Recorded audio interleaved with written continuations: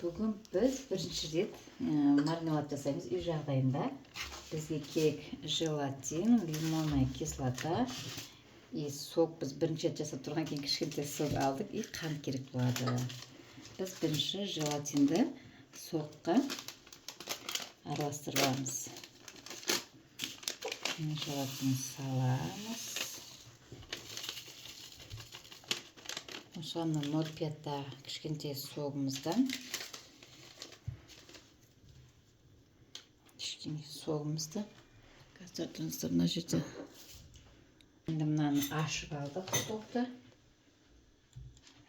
Міне болған. Енді желатиннің үстіне қоямыз. Біз алманың соғын алдық. Әдейі көз мөлшерінде құя беріңіздер. Мен де өзім бірінші жасап тұрғаннан кейін білмеймін, онша. Желатинді сокқа араластырып аламыз.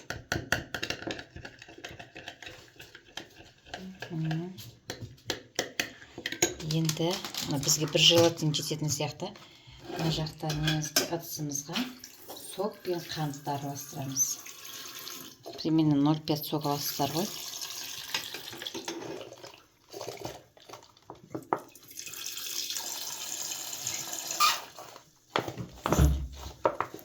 Согымыздың бәрін құйдық, 0,5. Кішкенесіне желатинге қосамыз әрине. Жететін шығар. Бұны 20 минуттай, 15-20 минуттай қойып қоямыз да. Енді согымызға кішкене қант саламыз.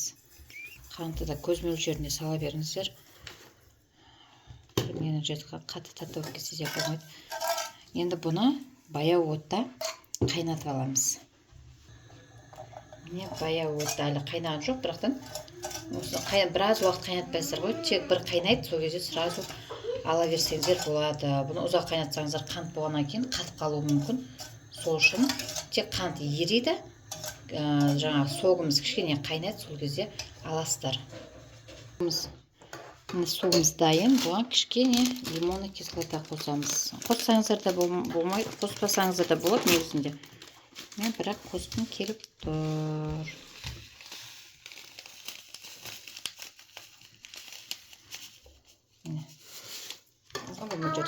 Дәміне қарап.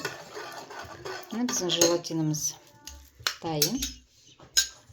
Біздің жаңа қайнат келген суымызға қосамыз. Дайын болған желатинді.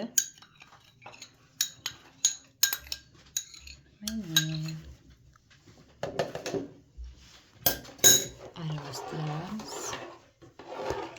Көп қоймайды, қош. Қазір мәнсір. Дайын болған согымызды әймендер құйып шығайық. Немізге ыдыстарымызға. Біз мына леденце жасайтын ыдысымыз. Кішкене-кішкенеден жеткізбей құйып шығамыз. Бұдан артылып қалатын сияқты артылған басқа ыдысқа құямыз.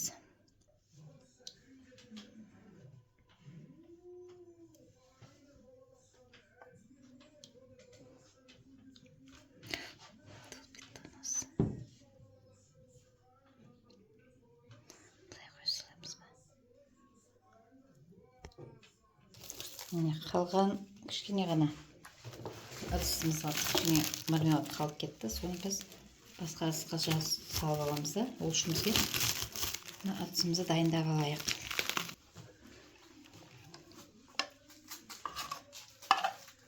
Қалғанын біз мына ыдысқа құйып қоямыз. Қалған мармеладтарды.